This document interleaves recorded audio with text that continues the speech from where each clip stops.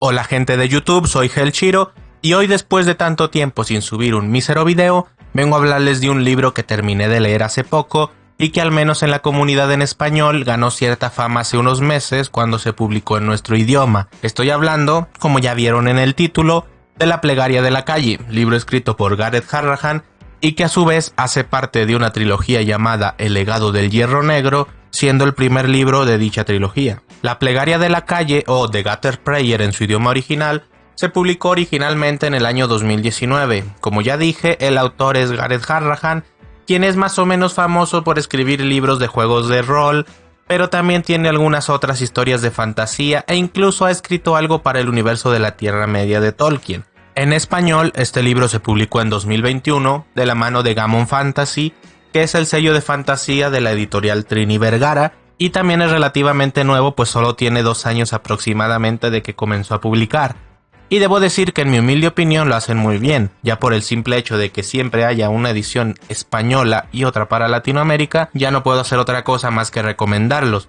Ya saben que otras editoriales por lo general ignoran a Latinoamérica y tenemos que leer sus libros con tantos modismos de España que a veces se hace difícil comprenderlos. A mí personalmente nunca me ha molestado demasiado, yo los leo sean del país que sea y los entiendo, pero el solo ver que nos ponen atención a nosotros ya me parece un punto interesante a tener en cuenta para esta editorial. Como ya dije antes, el libro es parte de una trilogía, siendo que esta misma editorial va a publicar los siguientes libros. En este año 2022 el segundo y el tercero hasta el 2023. A pesar de esto, La Plegaria de la Calle puede leerse como un libro independiente, ya que la historia que cuenta es autoconclusiva, por lo cual recomiendo leerlo y si no les gusta, al menos no tendrán la sensación de que tienen que leer los siguientes de forma casi obligatoria, como a mí me pasa a veces. La historia que nos cuenta trata de 3 ladrones muy peculiares. Cari, que es una chica huérfana recién llegada a la ciudad de Gerdon, aunque realmente ya había vivido en ella varios años atrás antes de escapar. Rata, que es un ghoul, una especie de carroñeros que viven bajo la superficie de la gran ciudad y que se dedican a comerse los cadáveres que les son arrojados. Y por último está Spar, un humano que debido a una enfermedad se está convirtiendo poco a poco en un hombre de piedra. Los 3 tienen que dar un golpe en un edificio llamado la Cámara Legislativa, pero como ya se podrán imaginar, todo sale mal, Cari y Spar terminan encarcelados y es a partir de aquí donde, por medio de diferentes puntos de vista, el libro nos va contando la historia de estos 3, pues poco a poco se van a dar cuenta de que el fracaso del golpe tal vez fue predeterminado e irán descubriendo que en realidad hay una conspiración en la ciudad para traer de vuelta un poder antiguo, rabioso y malvado. Voy a empezar dejando muy clara una cosa. El libro me gustó. Pero, basándome en todas las cosas que iba leyendo sobre él antes de ponerme a leerlo, puedo afirmar que me ha gustado menos que a otra gente. Se trata de una novela que se enmarcaría dentro de la fantasía oscura, pero también cuenta con muchos elementos de la fantasía urbana, lo que lo convierte en un libro que podemos decir que es algo más informal, alejado de la solemnidad que puede tener a veces la fantasía heroica, tanto en descripciones como en diálogos, ya saben todo eso. Pero lo primero que me gustaría destacar, y creo que es lo principal de toda la novela, es lo referente al gran trabajo de world building que ha hecho el autor. Por cierto, no saben cómo odio esa palabra, no me gusta cómo suena y menos cuando la digo yo, así que aunque se sienta menos hipster y pretencioso, a partir de ahora voy a decir simplemente construcción de mundo o algo parecido. En fin, todo lo referente a la creación del mundo de esta novela es simplemente fantástico. Por ejemplo, como en muchos otros libros de fantasía existen varias razas protagonistas, pero lo interesante es que aquí se les da un sentido a cada una, nos cuentan su historia, cómo surgieron, sus motivaciones, incluso nos hablan de algunas cuantas tradiciones, etcétera, etcétera.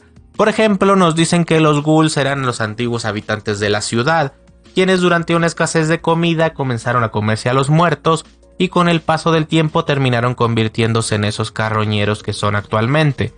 Los hombres de piedra en principio también fueron humanos, pero a raíz de una plaga que surgió años atrás comenzaron a transformarse.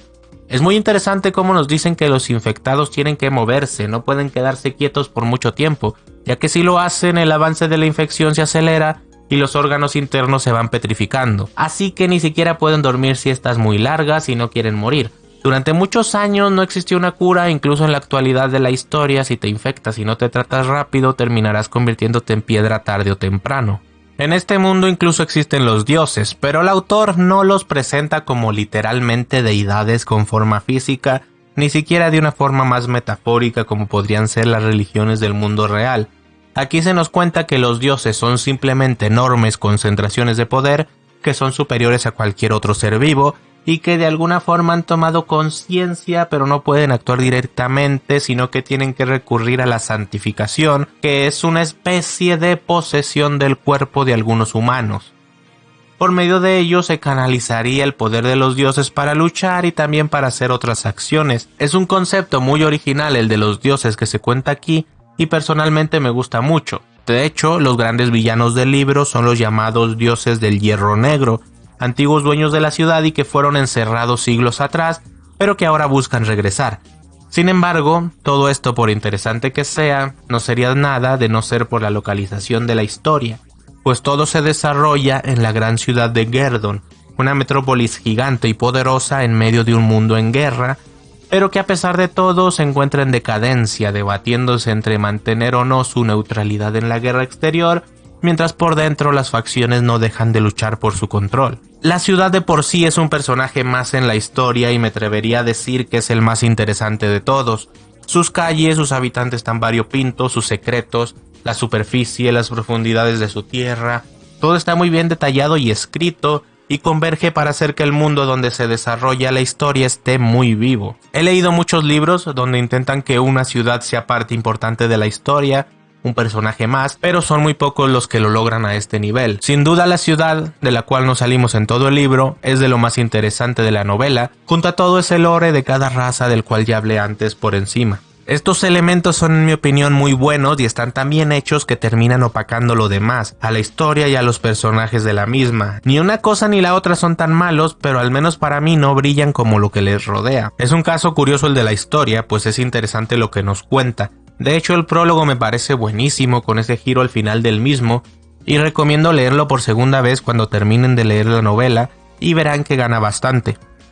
Pero a pesar de que sea entretenida e incluso diría que hasta adictiva, la historia no me parece la gran maravilla. A medida que vas leyendo resulta ser demasiado enrevesada e incluso diría que se vuelve caótica. Hay cosas que ocurren que no tienen demasiada coherencia con lo que ya habían hecho antes y a la mitad del libro se vuelve muy aburrida por unos cuantos capítulos. Además de que las acciones de algunos personajes son bastante incomprensibles. A pesar de lo que acabo de decir, la historia es entretenida la mayor parte del tiempo. Está contada desde el punto de vista de varios personajes, tan variados que cada capítulo se siente diferente. A veces algunos tienen muchos diálogos y a veces prácticamente no hay.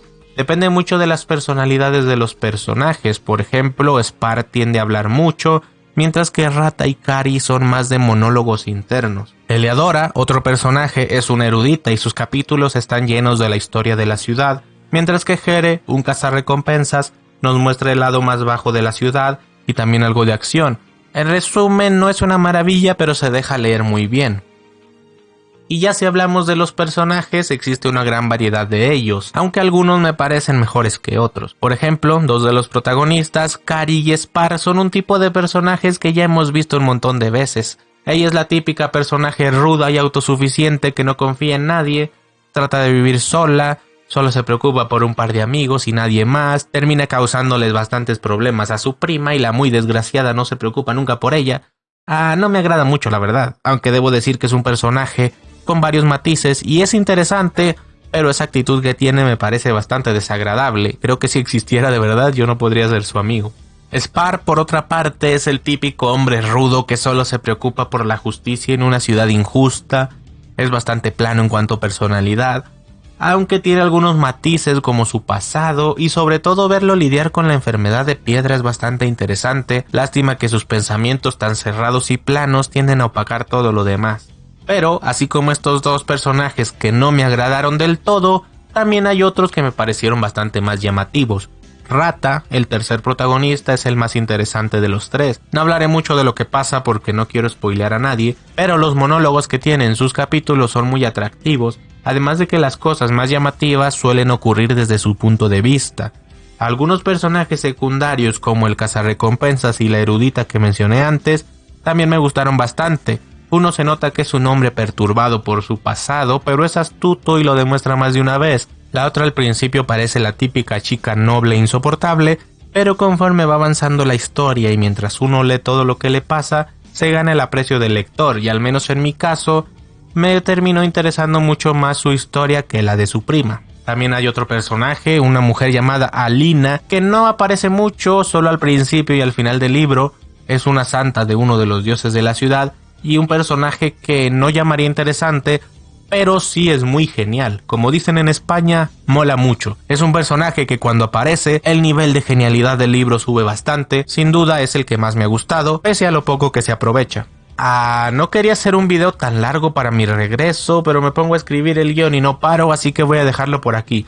Creo que ya dije todo lo importante que quería decir del libro, pero en resumen lo recomiendo sobre todo porque el mundo en el cual está ambientado es genial. Todo el libro se desarrolla dentro de una ciudad que es en sí mismo un personaje, pero a pesar de esto no se siente encerrado. Todo el tiempo los personajes hablan sobre lo que ocurre fuera de la ciudad y eso hace que todo se sienta vivo. Ojalá que en los siguientes libros se explore un poco más el mundo más allá de la ciudad de Gerdon, pues podría ser muy interesante. A pesar de que la historia y los personajes no me terminaron de encantar, tampoco creo que sean tan malos, sin duda alguna vale la pena echarle un vistazo.